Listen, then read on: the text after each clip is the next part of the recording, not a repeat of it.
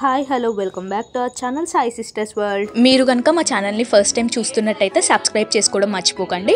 Subscribe అనేది ఎలా చేసుకోవాలంటే యూట్యూబ్ ఓపెన్ చేసి సాయి సిస్టర్స్ వరల్డ్ అని టైప్ చేయండి. టైప్ చేస్తే మీకు మా ఛానల్ అనేది కనిపిస్తుంది.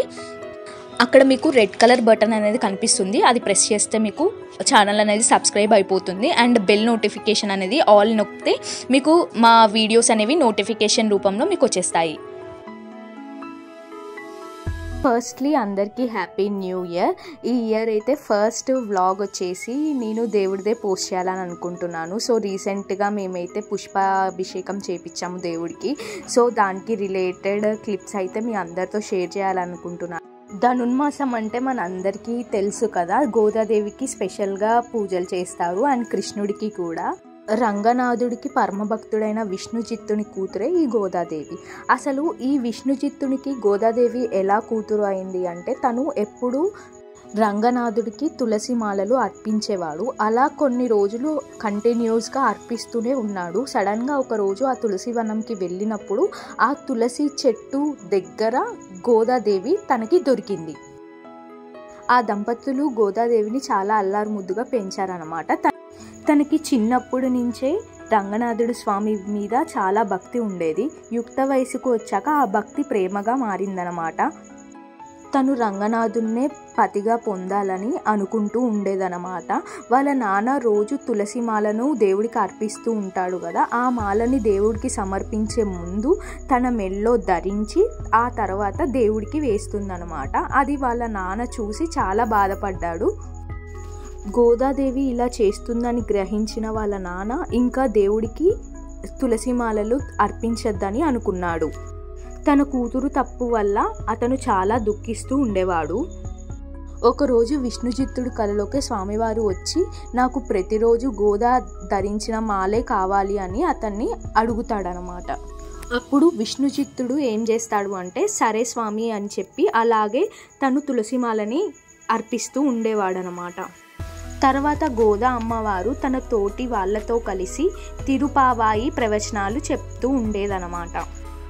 గోదాదేవి మార్గలి మాసం గురించి చాలా గొప్పగా అందరికీ వివరిస్తూ ఉంటుందన్నమాట. ఈ మాసంలో ప్రకృతి అంతా శుద్ధమైన దివ్య పవిత్రత కలిగి ఉంటుంది. ఈ మార్గలి మాసం వ్రతం అనేది చాలా విశిష్టమైనది. ఈ వ్రతం చేసేటప్పుడు ముందుగా శ్రీమన్నారాయణ్ణి మనమైతే కీర్తిస్తాము. ఎటువంటి భోగాలను తలచరు. ఆ వ్రతం ఆచరించే వాళ్ళు పాలు నెయ్యి తినరు మరియు జడలో పూలు కూడా పెట్టుకోరు. అలా శాస్త్రానికి విరుద్ధంగా ఏ పనులు చేయరన్నమాట. అలా ఈ ధనుర్మాసం మొత్తం శ్రీమన్నారాయణ్ణే స్మరిస్తూ ఉంటారన్నమాట ఈ వ్రతం ఆచరించేవారు. గోదాదేవి చెప్తూ ఉంటుంది. ఈ వ్రతం యొక్క ఫలితం ఏంటి అంటే శ్రీకృష్ణుడి అనుగ్రహం. ఈ వ్రతం చేసే వాళ్ళకే కాదు, ఈ వ్రతానికి సహకరించిన వాళ్ళకి కూడా ఆ శ్రీకృష్ణుడి అనుగ్రహం కలుగుతుంది. మనం చేసే వ్రతాన్ని కాపాడేవాడు ఆ శ్రీకృష్ణుడే.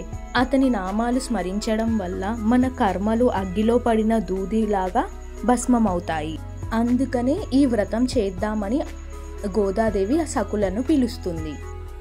అలా ఈ ధనుర్మాసం విశిష్టత మొత్తం గోదాదేవి అందరికీ వివరిస్తూ వ్రతాలను చేయిస్తూ ఉంటుంది.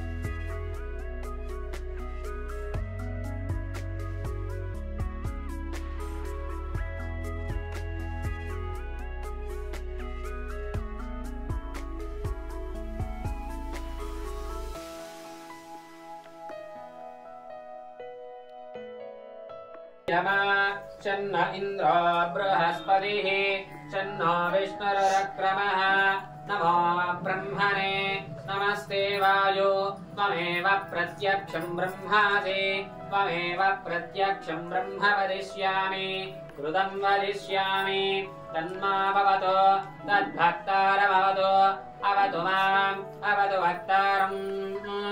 ओम शांति।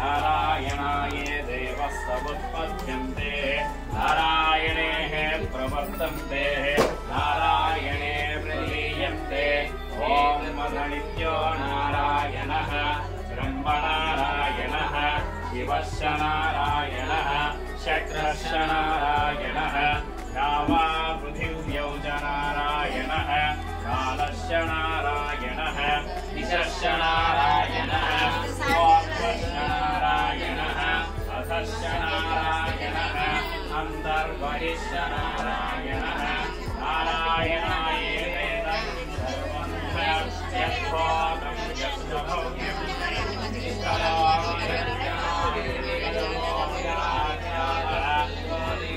देवदेवो नारायणः नन्दियोस्ते कश्चित् यदेवं वेद सविष्णुरेव सविष्णुरेव भवतिः ॐ एतत् यजुर्वेदशिरोय अधीते ओमित्यग्रे व्याहरेः नम इति पश्चात् नारायणायेत्युपनिषा ओमित्येकाक्षरं नम इति द्वे अक्षरे नारायणायेति पञ्चाक्षरैः एतद्वै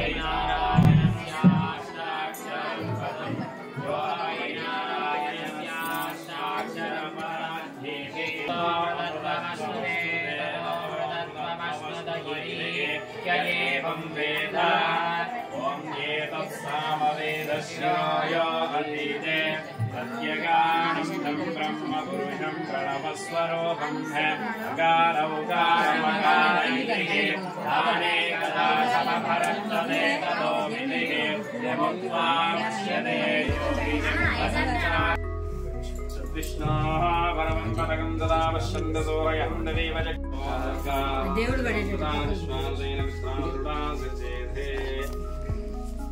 వేదమోచ్యాచార్యం దేవాజనమనశాస్త్రే సత్యం వదా